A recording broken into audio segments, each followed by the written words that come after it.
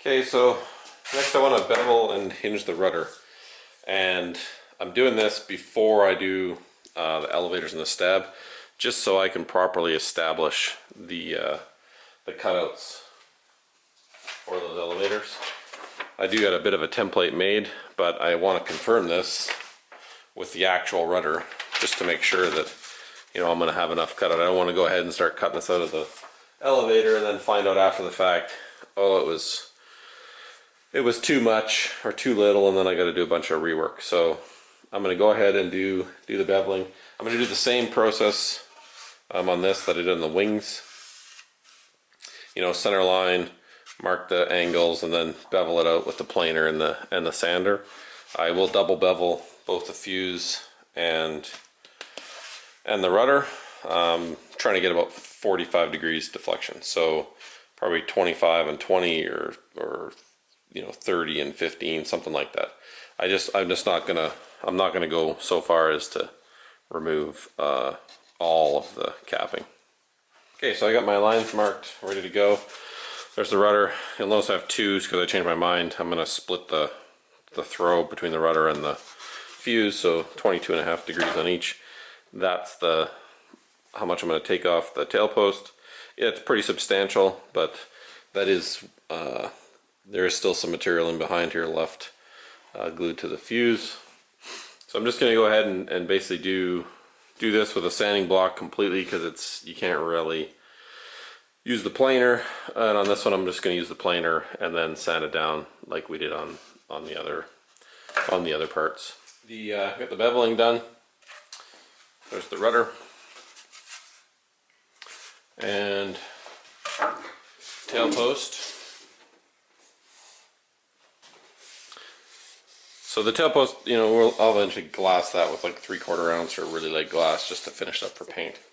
But for the time being it's fine. So pretty much, you know, turned out pretty good. And then, you know, we get our about 45 degrees deflection. Maybe not quite. It's sufficient though, I think, for what we need. So I'm going to go ahead and work on the hinging now. So for the rudder hinges, I'm going to make them removable. Just because there's no top cap. It's kind of partly reason why I don't like having a cap on the top of the rudder, is then you can't really shorten the plane up for any kind of transport or shipping. So I'm just going to use Dubro, like the big ones with the clevis or cotter pin that you can easily take out. And then, you know, some piano wire. It nicely fits that hinge, right? So I'm going to go ahead and measure out all the locations for the hinges, and then we'll do this all in one shot so that everything stays nicely aligned. So I got those marked off, equally spaced out along there, 5 hinges. You want to leave a little bit of space to make sure you're above that support we put in there. And then this one, it might go through the, you know, it just depends, but it might go through the former. That's fine, it's all going to get glued in anyways.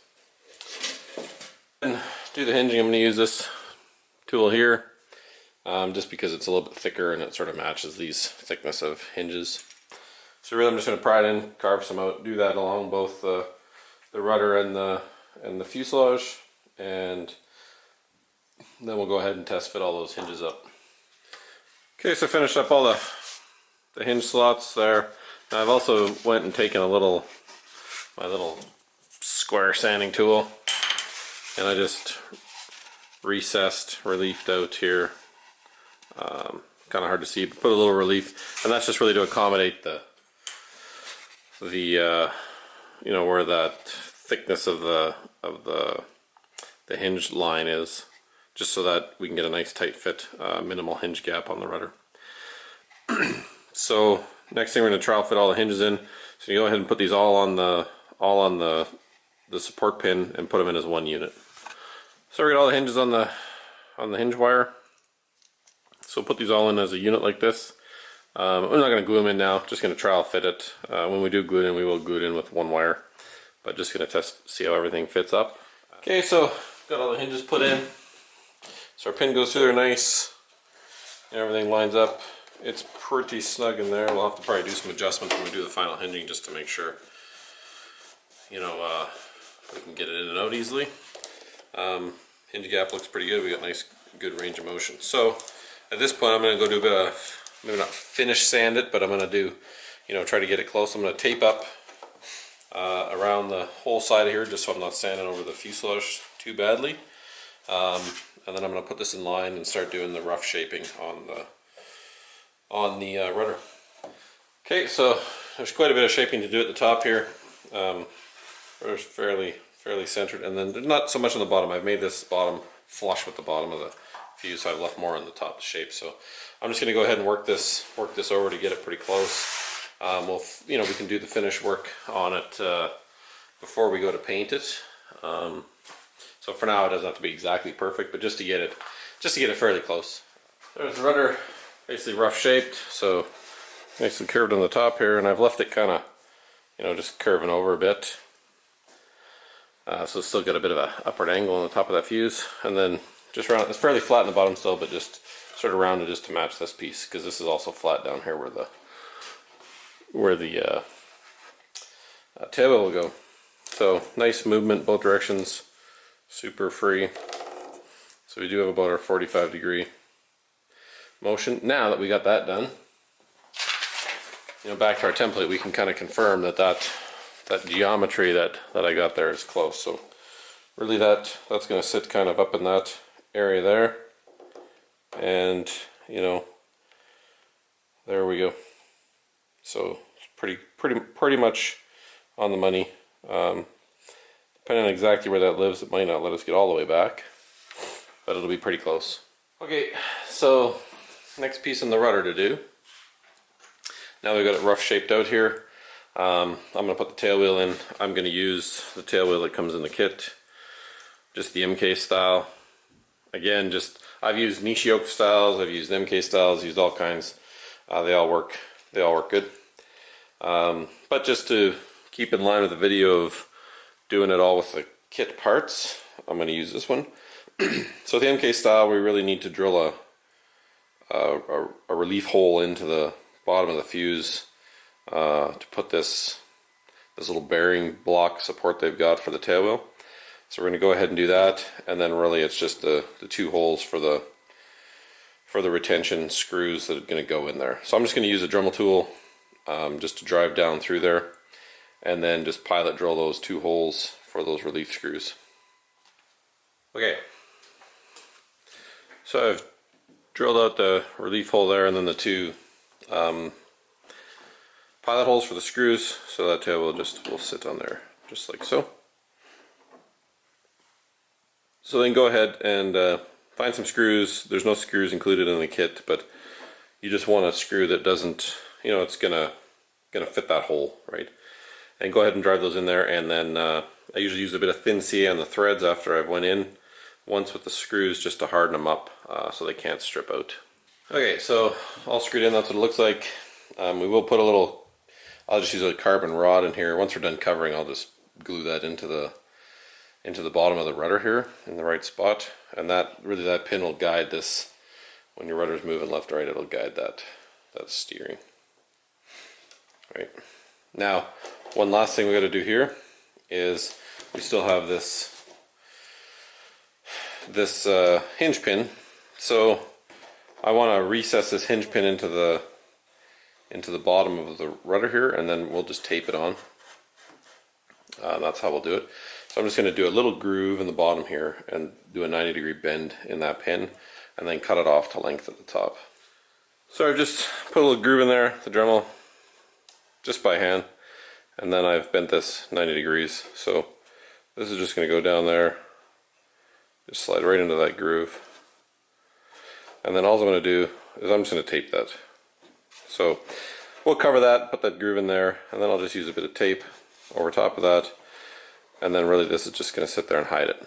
So at the end of the day, you know, unless you're steering the model, that's the only time that would be really exposed. Otherwise, really the tail wheel kind of holds that in place. So there's basically the finished hinged rudder. Now I still have this bit of piano wire extending on the top here. I will cut this off. I'll do it afterwards when I take it all apart. But yeah, basically the tail wheel's now in, our our hinges are all done and set with the pin, and our rudder's pretty much roughed out to shape. So what I'm going to do now is put in the hard point for what we're gonna use for the control horn. Okay, so sort of the last piece to the rudder is the hard point. Now, two ways you can do this. You can use the same hard points that I use on the wing, and a control horn like this, which is fine. I've done that on lots of airplanes.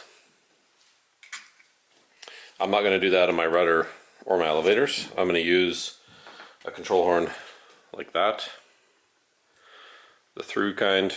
So it really screws through a hard point and sits like that inside the rudder, with a clevis style bearing link on the end. So we need to locate where that's going to sit and drill out a hard point hole for our dowel. I'm using the same dowel that I used for the hard point in the top of the T-canalizer. It's the same process from drilling and that sort of stuff, but we just got to locate it on the rudder.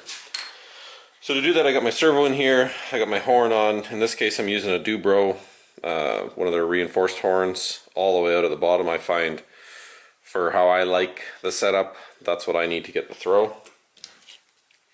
So I'm essentially going to draw a parallel line, because we know this was perpendicular to the hinge line, so we can just make this line parallel to our servo box.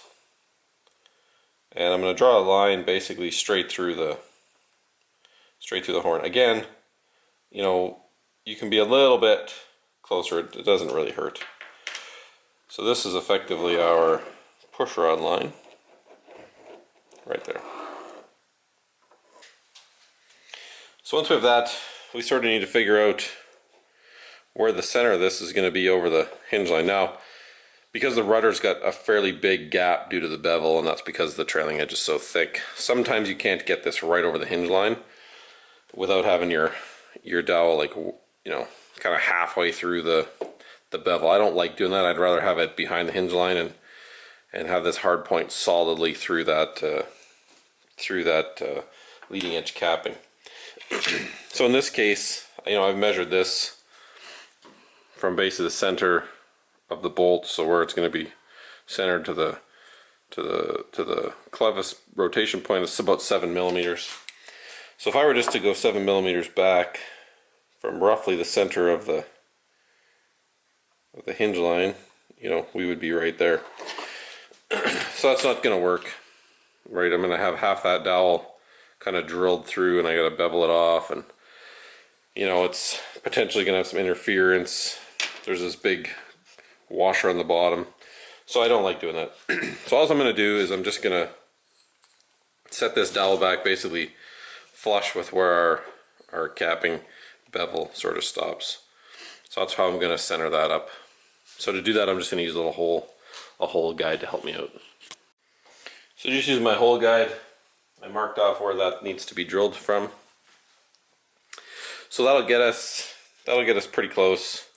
It's not exactly right, but like I said, I'd rather have a good solid bond for this hard point than have it half sitting on the bevel on the cap. So it'll put us a few millimeters behind the hinge point, but it's very close. And I've done it this way lots. I've never noticed an issue. So I'm going to go ahead and get ready to drill that out the same way we did on the T-canalizer. I'm not going to show you the drilling, but I'm going to use the shucks and drill through that perpendicular, and then we'll be able to fit this hard point inside there and glue it up. So there's our hole. So now hopefully you remembered which shuck went on which side, so that you got a nice perpendicular. So you really want to basically, if your hole went in, just barely touching the bevel there, you really want to just come out the other side barely touching. If it doesn't, you've made a boo-boo, and you probably didn't use the right shuck to make sure that was being held perpendicular to your drill press. So I'm going to go ahead and fit that dowel in there and glue it in. So our hard point's in there with polyurethane, just barely sticking out, so we'll sand that flush when that's cured up, and then I'm going to drill it out in the same fashion we drilled out the T-can hole for our control horn, and that will finish up getting that hard point ready to go. Okay, so Hardpoint set up and flush sanded it off on both sides. So now I'm going to mark this for the to drill the control horn out. So again, we're going to measure the diameter of this horn. We're going to find the right size drill bit. And we're going to drill through this. Now, I'm going to put this as close to the front of that hardpoint as I can get it. It may not be right in the center. You know, there's a bit of a washer on here, so I'm going to put that washer basically right up tight. So I'm going to use the washer to sort of drive where that hole is going to be. So I'm going to go drill that on the drill press using the shucks again to keep it parallel and show you what that looks like when it's done. So we got our hole drilled through there. See, it's slightly off, set towards the hinge line just to get it as close to that hinge line as we can for the horn. Turned out the same both sides. So again, you know, go slow with the drill and make that as good a fit as you can get it. You know, in this case, you don't want tons of slop in there. This is actually quite snug, but you don't want really any slop in there. You don't want this thing moving around on you, changing your trim. You know, like if all of a sudden one flight it slightly slips or moves, if you make this hole too big, then you know, then you can find that your trim is constantly changing. So one last thing